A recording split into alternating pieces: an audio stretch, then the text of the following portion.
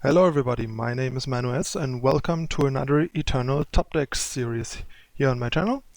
Today I'm gonna talk about my first deck with Jekk's bounty cards. In this case, as you can see, Stonescar Midrange. I have been toying around with this archetype a bit before Jekk's bounty, just haven't been super happy with it. But I finally found a version of the deck that also incorporates Jekk's bounty cards, namely Quarry, which is probably the most exciting card from the new set, from the new adventure, and has been doing really well for me. I am currently running at around 60% over slightly more than 100 games, and climbed with it from 60 something back up into the top 15 after having dropped experimenting with a bunch of new cards and bad brews basically. Okay, so let's go over the deck. As you all know, this is basically like a proactive mid-rangey strategy, some disruption, some removal, the most efficient units in the colors, and just trying to wear down the opponent while hitting them in the face. So first of all, one of the main decisions you have to make while building these decks is whether you want a Charchain, Flail, Stonescar, Maul, Smuggler stash package or not. If you don't, you usually want to end up running Tyrant and probably a couple more units like Countess and Dark Return.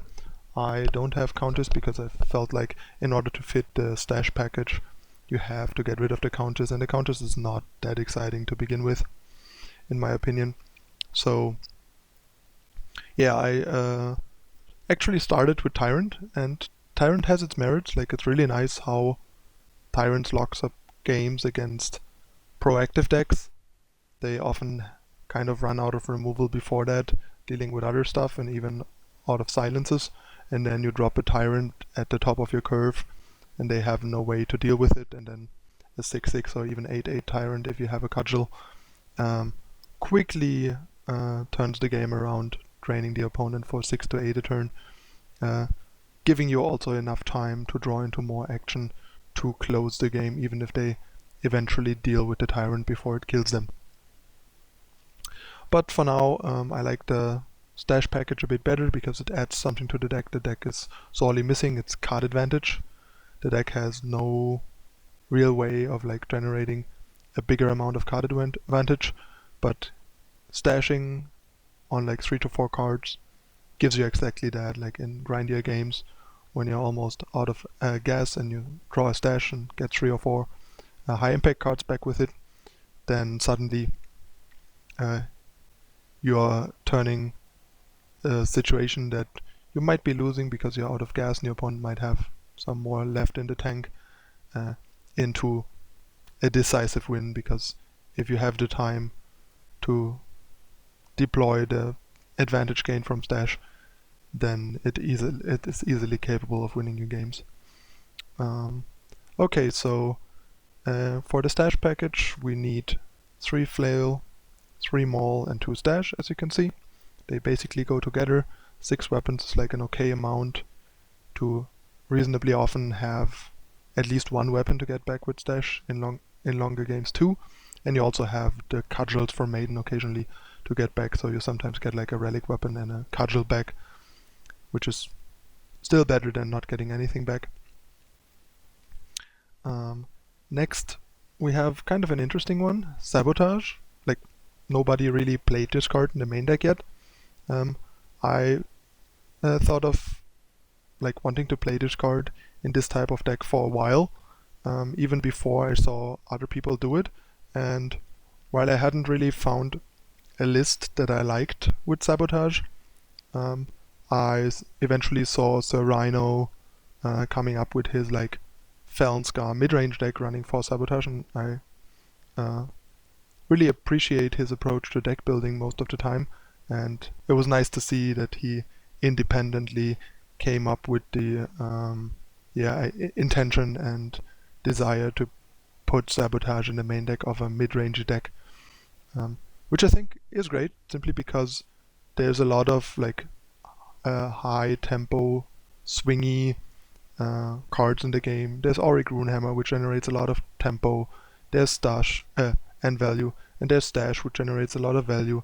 And then there's a lot of tempo cards like the cheap combat tricks and cheap removal spells. There is Harsh Rule. There's stuff like Staff of Stories. There's so many like strong targets for Sabotage that can either cause a big card advantage swing for the opponent or a big tempo swing. Even getting something like an assembly line or a rally from a Jido player can be a big deal. So there's also not many matchups where this card is particularly bad or dead. And since this deck kind of plays from behind against faster decks, having a 1 power card that you can play early to make sure that you don't get blown out by tempo, like for example turn 1 Sabotage into turn 2 Instigator, is a really strong line against something like Jido, because then you first of all can make sure that they don't have anything to deal with the Instigator, like take their Rapid Shot or Torch, or if they have, say, a Torch and a Rapid Shot and you take the Torch, you can decide to not block the first turn and just take it because you know they have the Rapid Shot, and then on turn 3 set up a situation where you block, and if they Rapid Shot, you Torch or Annihilate the unit, they Rapid Shot to tempo play them. So yeah, Sabotage just provides a lot of information and utility for the deck, and it has been playing pretty well for me. Sometimes in some matchups drawing too many can be a bit awkward, but all in all the card has been doing great work for me. And I am fairly certain that 4 is the correct number. There's a possibility that 3 is slightly better, but I really like the effect and what it does, and currently rather have 1 as often as possible than reduce the chance of getting multiples by playing less. Next we have the removal suit. 3 Suffocate, 4 Torch, and 3 Annihilate. Without the weapons, I would probably run 2 to 3 Death Strike. While I really hate the card, especially in this deck, like it's better in very controlling decks that eventually get to a point where tempo and power usage doesn't matter as much anymore, and they just want a couple of cards that deal with anything. While in a mid-range deck like this, usually at the stage where tempo doesn't matter at all anymore, this deck is likely losing, because it's like a mid-game deck, as the name mid-range implies, and not a late-game deck. So Death Strike feels really horrible. It feels so clunky against most decks. It's just such a huge tempo loss, and there's also not that many things that Death Strike actually needs to deal with that you can't deal with otherwise. One of the fewer things is Icaria, which actually has been quite a problem for the version without weapons. Now we have 6 weapons that should usually be able to deal with Icaria if we are not power screwed. So that is also nice about the weapon package. It helps with Aegis units and generally units that Annihilate, Suffocate, and Torch can't touch, or can't touch anymore. And yeah, the removal suit is chosen in a way to have the biggest diversity possible, while also being very efficient tempo-wise. Like for example, hitting a Torch or Suffocate with a Quarry on 2 means they are free, so you can basically Quarry and play a removal on 2, for example. Same goes for Sabotage, which is really nice. Allows you to immediately gain back some of the tempo lost from Quarry. I'll talk about Quarry in a moment a bit further. And yeah, we need that split because Suffocate deals with a lot of stuff that Annihilate doesn't, and the other way around. This is for like all the annoying big guys, especially Titan, but also various other units. And this is for all the like Champions of Glories, generally early game units to not get run over, and stuff like Bloodcaster, Cornbury Healer, Seraph, all these annoying 2 and 3 drops that Suffocate takes care of very efficiently, that Torch not always can, and also Torch is sometimes busy with dealing with relic weapons. The other pseudo removal / power card that we have is for Vara's Favor. Card is just great. There's so many good targets. There's leftover weapon with remaining stats. There is plenty of X1s like Drone, Oni, Pyro Knight, Arcano Artisan, Assembly Line tokens, Jido, just so many cards. Countess, Umbren Reaper. The game is full of X1s, and it also occasionally can team up with like a unit attacking, they block, and you deal the last damage with Favor. It pops Aegis. It does it all basically. It teams up with Torch to deal 4 damage to something, and so on and so forth. It's just a great card. There's not really a reason to run less than 4 if you can afford to in a slower deck. Like in aggressive decks it's usually too tempo negative and clunky, but in mid-range and control decks it's just great card. Next we have the units for Argenport Instigator, for Champion of Chaos, for Maiden, 2 Steward, and for Umbren Reaper. This is just the best 2-drop, great blocker, great attacker if we are the aggressor against like a more controlling deck. Champion of Chaos is one of the main reasons to be Stonescar. Card is just stupidly good, and I don't think it needs much explanation anymore. Just try to make sure when you develop your influence that you check which one you are more likely to hit first by turn 3 and try to deploy your influence accordingly to have a 4/4 by turn 3 almost all of the time. Maiden, another card that makes this like mid-range Stonescar deck worthwhile. Deadly makes for a great blocker. 4 health means it survives a lot of stuff. One downside is that it dies to an unenhanced Auric Runehammer, which is occasionally a problem, but not much we can do about that. And yeah, suppressing all kinds of entombs and recursion stuff from the opponent is great, and generating extra stats with cudgels to raise the opponent better or have bigger blockers is a big deal. Quarry lets the deck set up nice Maiden plus removal turns even easier by reducing Maiden or removal. I had plenty of times where I went like turn 4 Maiden, 0 power Suffocate, something the opponent has to immediately get a cudgel, get value before they can silence or remove it. That's really nice. 2 more 4-drops, just as like another defensive unit, 5 health, even survives the unenhanced Runehammer. Deadly means it kills everything it blocks, and it's a nice way against other like void relying decks to have ways to mitigate their advantage plays like Stash, for example. Since Maiden only suppresses stuff after she's played, it's nice to have a way to just drop a Steward and silence the entire enemy void to weaken their Stash targets, for example, and take care of some stuff in retrospect, basically.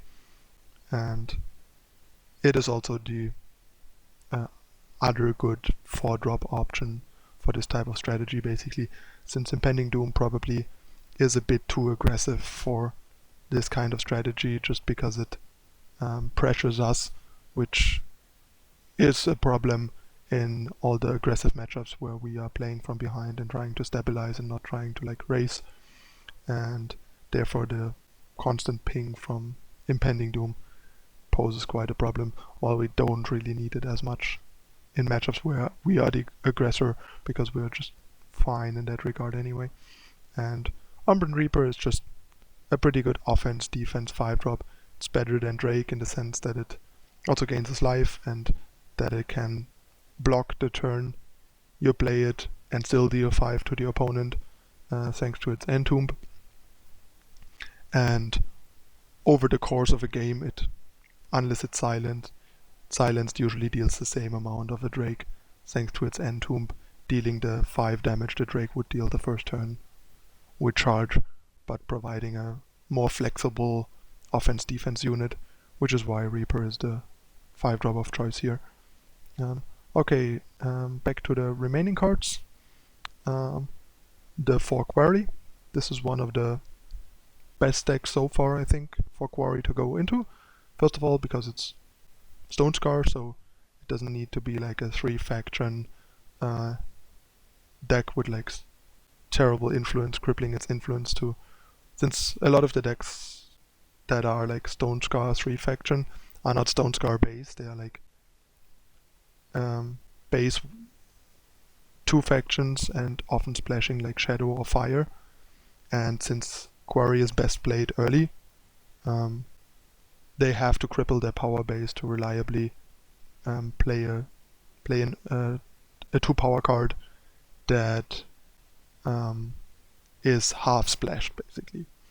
The thing that is really nice about Quarry in a mid-range strategy is that while it provides selection and helps us find removal if we need removal, threats if we need threats, is really nice because sometimes these decks can have the problem of like having too much removal in matchups where it's not good, or too little in matchups where they really need it. So that is nice. The fact that it discards the other card is really nice for stash, because if you find like a Charchain Flail that's not that good right now, you can just discard it and still have it in your void to make your stash better later on. The same goes for units, and it is really nice to go Quarry into like a Steward or a Maiden thanks to Quarry on turn 3, so it's also often like a free acceleration, or get a turn 5 Maul, or a turn 4 Umbren Reaper. It's just nice how this card can act as a one-time Initiate of the Sands without having the downsides that Initiate of the Sands could have, since this deck is a bit wouldn't want Initiate necessarily, simply because it's a bit fragile and would either make you run Initiate in addition of the power it already has, making it sometimes feel a bit floody, or play less power and then sometimes be screwed if the opponent gets rid of the Initiate, and Quarry just basically provides the occasional ramp effect without any particular downside, while also giving us selection. And yeah, I've basically taken anything with this by now. I've taken power cards, I've taken removal, I've taken units.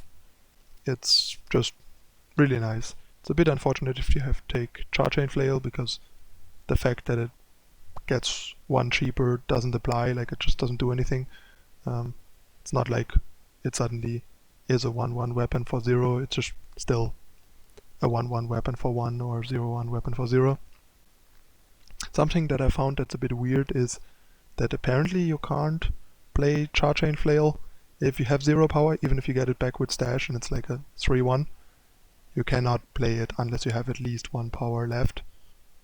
Not sure why that is and if that's intended or if that's a bug, but I really think it's kind of annoying and makes no sense, given that stuff like Conduit can be played for 0 power if you get it back. Not sure why that is the case, but I had situations where I had like a 5/1 Flail in hand, 0 power left, and wanted to play the Flail and just couldn't, even though I had like 3 red influence. So I don't know if that is like some bug that should need fixing, or if that's intentional, and if it is intentional, why it is intentional.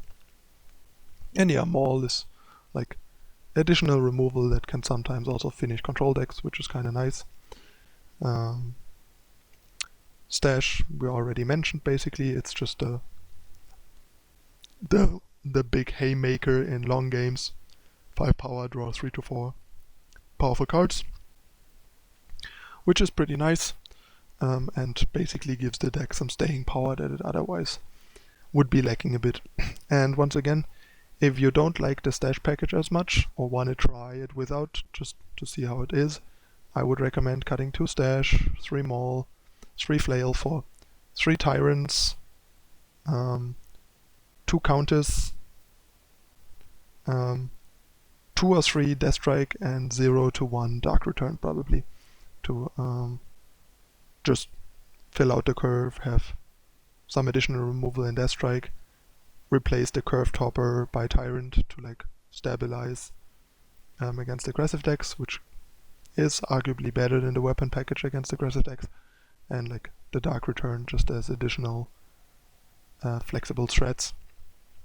I could see up to 2 Dark Return in this deck and 2 to 3 Death Strike. And yeah, Countess is like a solid 3-drop that can do some good aggressive work, but is a bit vulnerable to Vara's favor and really slow because you need to invest like 7 power a lot of the time to attack, but it's okay. And yeah, in terms of power base pretty straightforward. 8 duels, 7 of each Sigil, 3 seal. 3 seal has been feeling fine even with Champion of Chaos, and 2 more Seek Power as additional fixing, so that gives the deck some pretty good fixing, especially given that it only really needs like Fire, Fire, Shadow, Shadow to play everything, and like triple Fire and triple Shadow for Champion of Chaos eventually. So it's totally fine with like 3 of one of the 2 and 2 of the other until it eventually gets like the 6th. And yeah, for Vara's favor, makes the power slightly tip towards Shadow. It is possible that one Shadow Sigil should be a Fire Sigil, or maybe instead of a Shadow Sigil, Diplomatic Seal should be a Fire Sigil to rebalance the fire a bit, but you don't really have to, because Seek Power and Seal can just be aggressively used on fire while still providing shadow if you happen to not draw any shadow, so it's not that big of a deal. So you're usually in the dark if you don't desperately need either, you just Seek and Seal on fire because you're more likely to draw multiple shadow naturally than multiple fire, so keep that in mind. It is also arguable that the deck might be short 1 Seek Power. Like currently it's at 31 power, and it is possible that the deck should be on 32. I'm not 100% sure. It felt okay so far, but it's definitely more likely 1 power short than 1 power too many, so it's definitely on like the low end of power requirements and might run more smoothly with an additional Seek Power. So that is also something to keep in mind, and if you feel like you're getting screwed too much, I couldn't fault you for adding a Seek Power maybe over a Force Sabotage. Not sure what else could be cut to accommodate that additional Seek Power. Yeah, that's the deck for now. I think I've covered everything important. I'm currently in 14th place with the deck and doing pretty well. And yeah, I think I'll, as usual, jump into a couple of games with the deck, and show it in action, show you how to play it, show you what to pay attention to, and how it performs. So see you in a moment with the first half of the games, 3 games, and after that another video with 3 more games. So stay tuned, thanks for watching, see you in a moment.